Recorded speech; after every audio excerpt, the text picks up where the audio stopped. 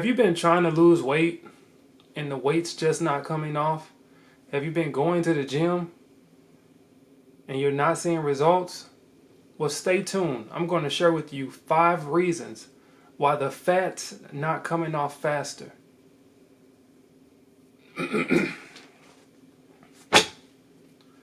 So the first reason that the fat might not be coming off faster is frequency. How many times per week do you go to the gym? How many times per week do you strength train? These are very important questions to ask yourself. Strength training is one of the most beneficial things that you can do when you're trying to lose weight fast. Even more so than cardio. Because you get to build strength and lose weight at the same time due to the intensity of exercise that you may be doing. So frequency. How many times a week are you going to the gym to strength train? 1 time a week, 2 times a week, 3 times a week, 4 times a week? Well, your frequency matters. I would suggest that you go to the gym at a minimum of at least twice a week doing strength training. If you go 3 times a week, that's even better. Now, what you want to monitor in this time of going is soreness. Soreness is a sign that you've stimulated the muscle. Now it's time to make sure you're eating enough food so that you can fuel the muscle so that it can grow. But frequency is number 1.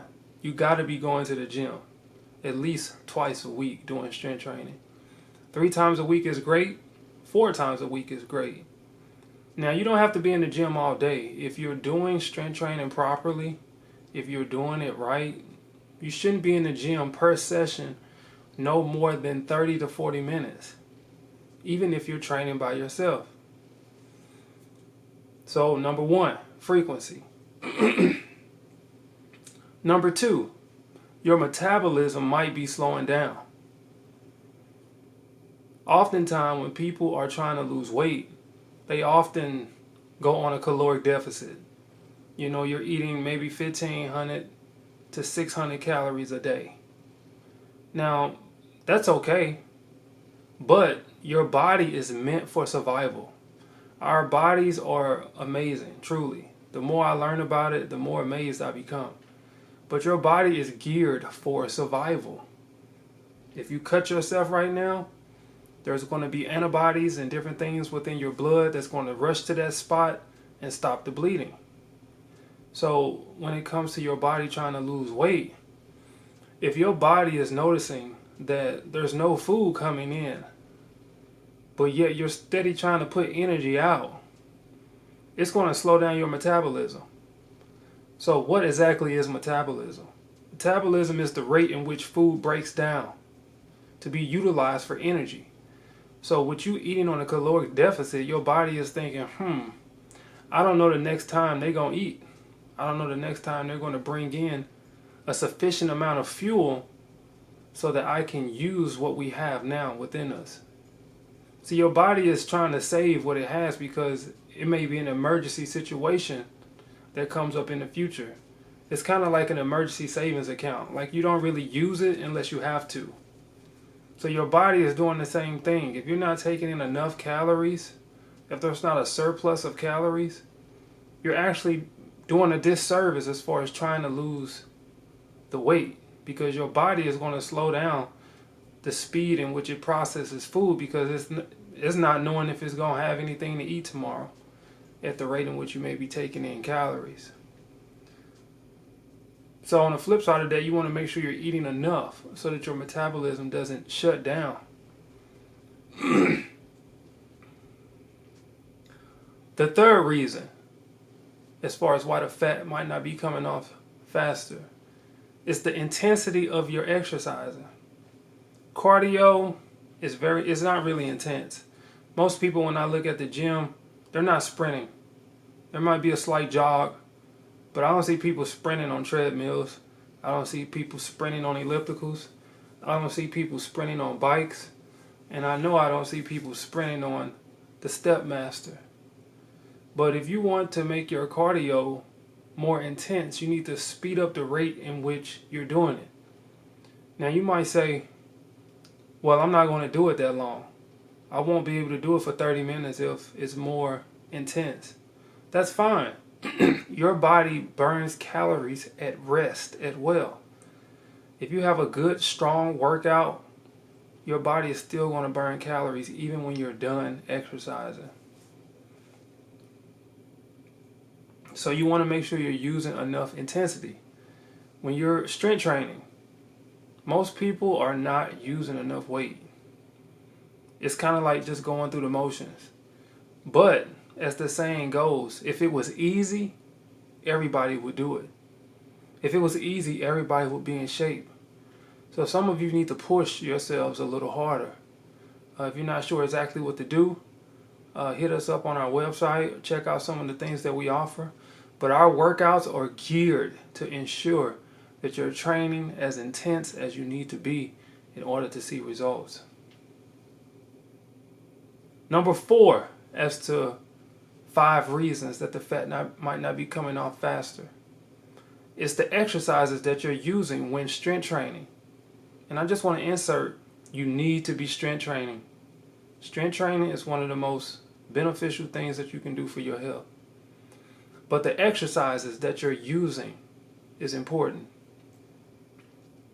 You want to stick to using compound movements. Compound is just like compound interest with money. You know, it's compounding itself. It's more than one. You're getting a greater return on your investment. When you use compound movements and exercises, doing the movements, let's say that you're doing shoulder press or military press. So as you do this movement, you're engaging your deltoids, your shoulder muscles. You're engaging your triceps. You're engaging your core to stabilize you. So you're engaging more than just one muscle. Whereas you might do a bicep curl, that's just working one muscle in that particular time. Well, one major muscle being the bicep brachialis. So you don't want to just do isolation movements. That's what that would be referred to as. You want to keep it with compound movements. A great compound movement to use when trying to lose weight is kettlebell swings. So this is how you demonstrate. This is a kettlebell swing. I'll show you here. So number 4, stick to compound movements in the gym. Squats, bench press, shoulder press, row, lat pull down, things of that nature.